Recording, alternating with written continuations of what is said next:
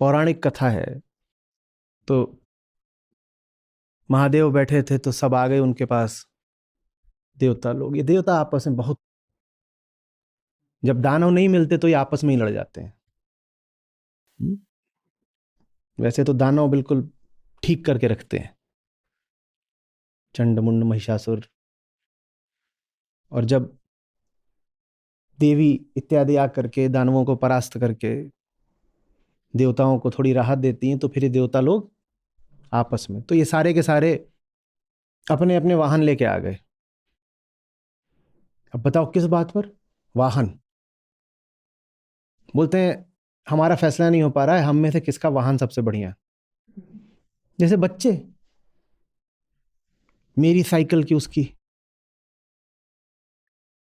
तो महादेव भी चौंके होंगे, बोले होंगे कौन इनका निपटारा करे। बोले काम करो, जाओ पूरी पृथ्वी का चक्कर लगाओ, जिसका वाहन सबसे बढ़िया होगा सबसे पहले लौट आएगा।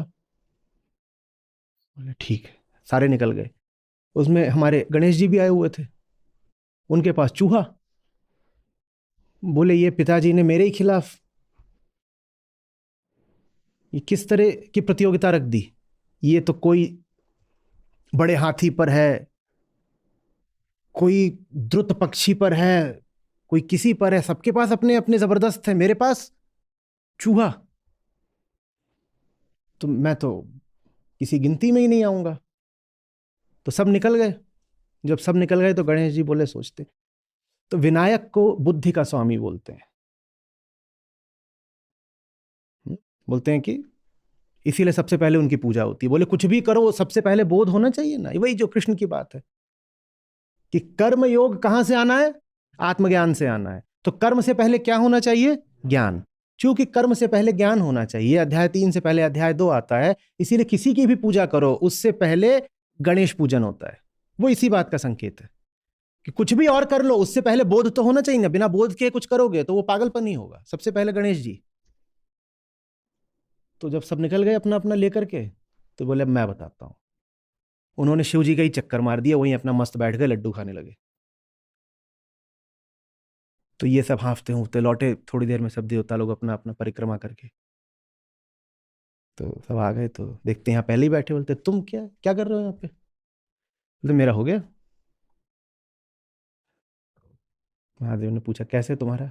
बोले आप ही हैं, आपकी परिक्रमा कर ली ना, पूरा ब्रह्मांड तो आप ही हैं, आपकी कर ली तो सब जगह की हो गई। और फिर महादेव ने फैसला दिया, बोले यही है, सर्वश्रेष्ठ यही है। बाकी तुम सब अपने अपने वाहन रखे रहो, सबसे अग्रणी देव तो गणपति ही रहेंगे, क्योंकि तुमने स्थूल दौड़ लगाई और इन्होंने सूक्ष्म बात पकड़ ली। और जो सूक्ष्म पकड़ेगा वो स्थूल से सदा जीतेगा। नियम है ये।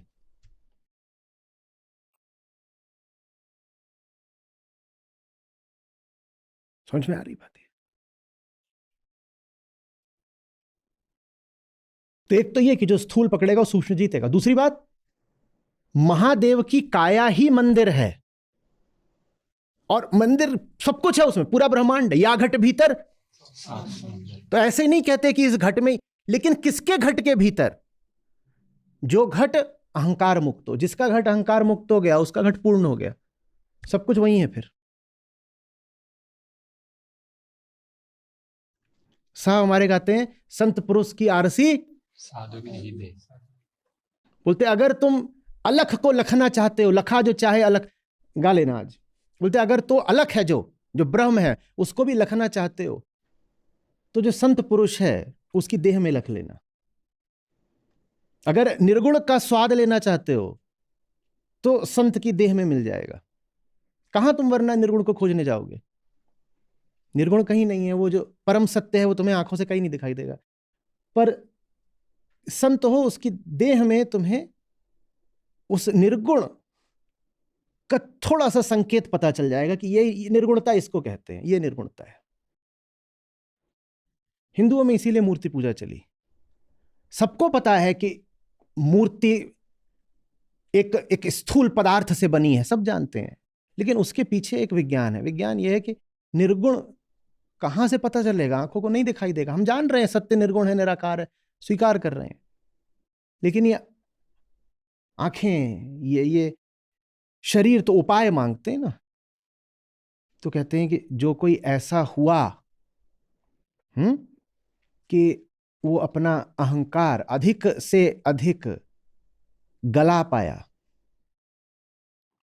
उसकी देह का ही बार बार स्मरण कर लो मूर्ति के माध्यम से, और उसकी देह ही तुम्हें निर्गुण की थोड़ी सी आहट दे देगी।